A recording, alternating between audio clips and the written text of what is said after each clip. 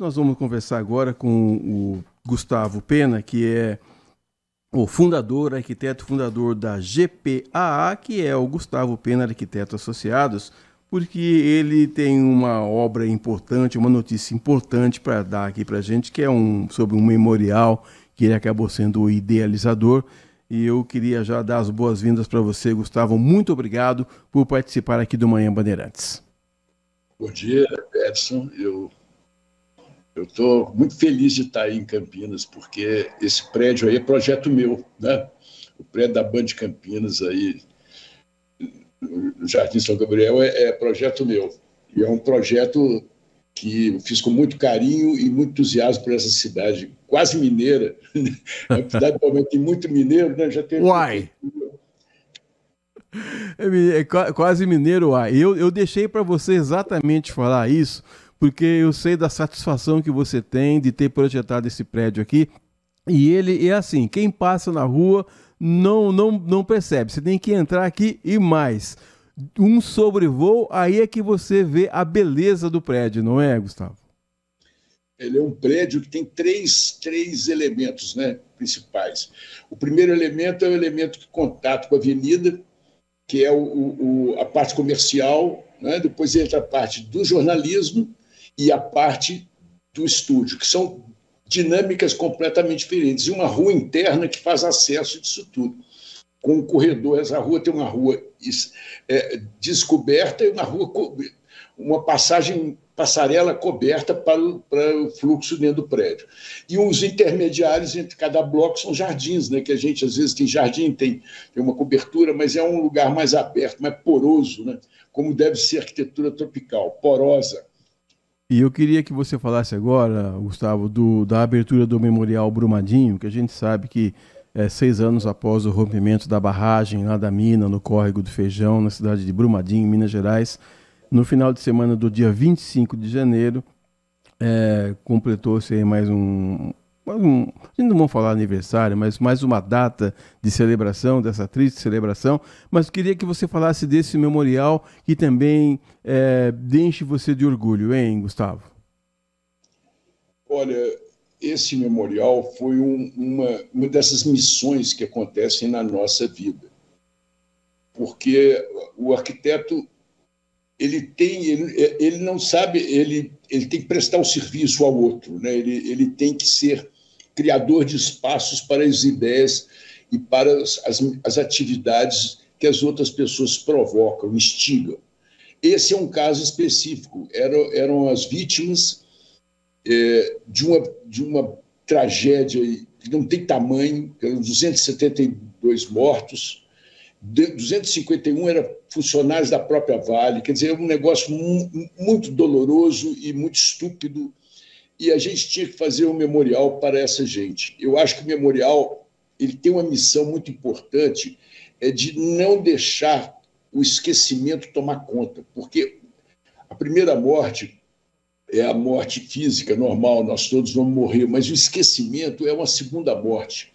É como se a gente não tivesse tido validade nenhuma nessa vida. E o espaço lá é exatamente para dizer, eles não morreram em vão, a vida deles é que a gente celebra ali, a vida que eles tiveram. Então o memorial é um lugar para a casa da memória, é a casa da dor, é a casa da revolta. Então, o trabalho foi muito difícil, porque foi feito com muita escuta, escutando aquela gente, escutando o que eles falaram, escutando quem trabalhou junto com eles, os bombeiros, a própria comunidade do Córrego do Feijão, a comunidade Brumadinho. Eu acho que aqui tocou a todos os brasileiros e deveria ter tocado a humanidade. Foi um acidente que poderia ter sido evitado e 272 pessoas mortas. Então, o trabalho que nós fizemos está aí, né, para ser visto no nosso Instagram, na rede social, em qualquer lugar. Você vê o trabalho que foi um trabalho que ele é inspirado nesse sentimento. E a nossa missão é exatamente dar visibilidade a uma coisa abstrata, que é a dor, dar visibilidade a uma coisa abstrata, que é a revolta, a indignação. Então, eu acho que essa missão está ali.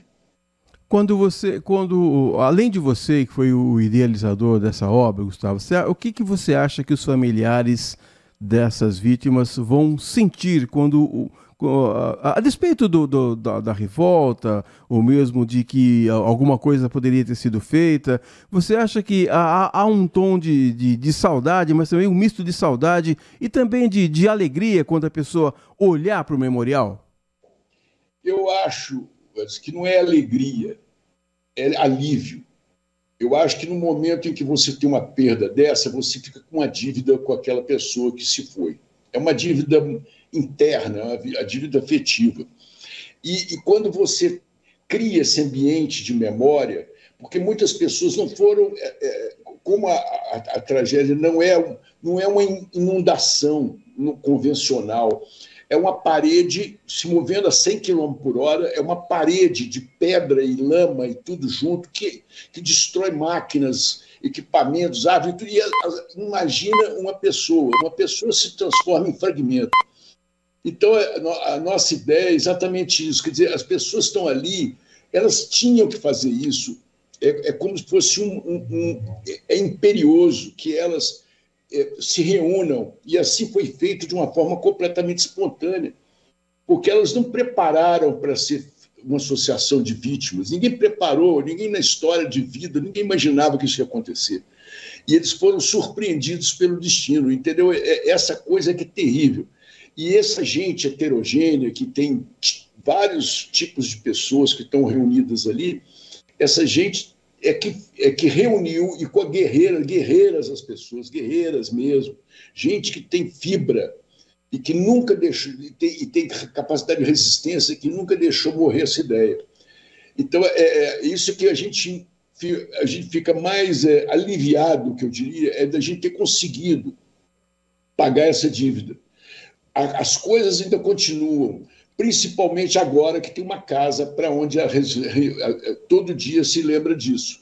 Porque se não houvesse esse lugar, a gente não teria um polo irradiador de reivindicações e de avisando ao mundo que não pode acontecer outra vez. Então, tem várias coisas que são processadas dentro do memorial, que hoje é a Fundação Memorial Brumadinho, que é uma estrutura que tem uma direção espetacular, que tem trabalho. Então, que essa gente ela põe em andamento para que nunca cesse esse nível de entendeu? O discurso das vítimas não deixa de perder a importância, a relevância e a potência, porque agora tem uma casa para ele.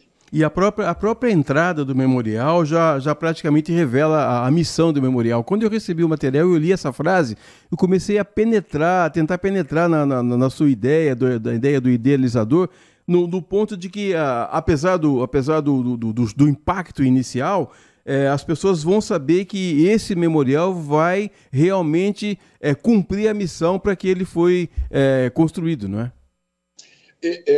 Para compor, porque o memorial não é um edifício, o memorial é um território, é um parque.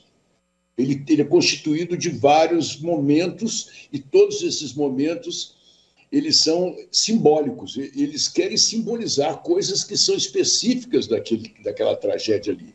Não é um memorial genérico que serve para qualquer pessoa, é um memorial específico para aquela gente, porque tudo que foi reunido para formar o todo conceitual são indicativos da coisa que aconteceu, do rompimento da fenda da barragem, a cor da terra, a cor do ferro, que tingiu tudo, e a gente foi pegando os ipês, que são uma árvore do cerrado, da região, típica da região, o ipê amarelo, que é uma lição de vida, né? O ipê amarelo ele fica com folha durante o verão e dá sombra.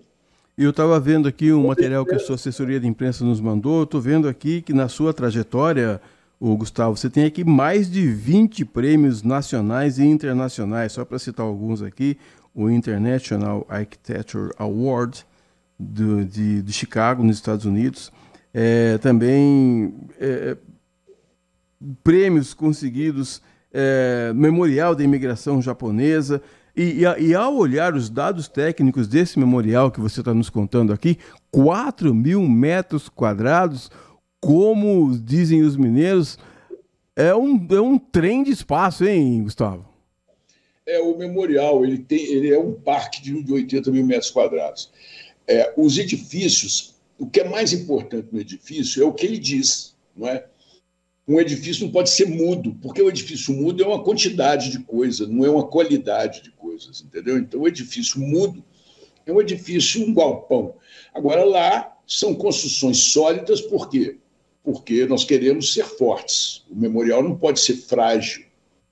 A dor é muito grande para você fazer uma coisa provisória ou efêmera ou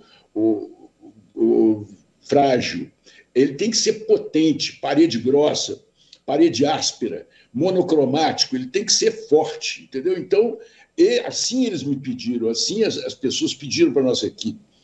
Então, o nosso é resultado de uma escuta. Isso é que eu acho muito importante que a gente ter realizado, ser compreendido, interpretado por essa gente e eles se reconhecerem naquele memorial, porque a gente não é uma coisa feita no laboratório, entregue lá para as pessoas, foi feito junto com eles, isso é que é mais importante, e por causa deles, inspirado neles e como eles manifestaram a dor. Isso eu acho muito importante, que ele seja, ao longo do tempo, representativo dessa questão total. A questão é cheia de aspectos. Inclusive, estava vendo aqui a descrição do parque todo, salas temáticas. É uma viagem no tempo, podemos dizer assim, Gustavo? Eu acho que é uma viagem fundamental para a gente compreender os paradoxos do nosso tempo, entendeu? Quer dizer, eu acho fundamental que a gente entre nos memoriais, que eles existem no mundo inteiro, para a gente mostrar que a dignidade humana foi conquistada e não pode ser transformada, banalizada. Essa que é a coisa mais importante. Então, eu acho que, como mineiro, eu convoco a vocês, como os brasileiros, é que vocês têm que...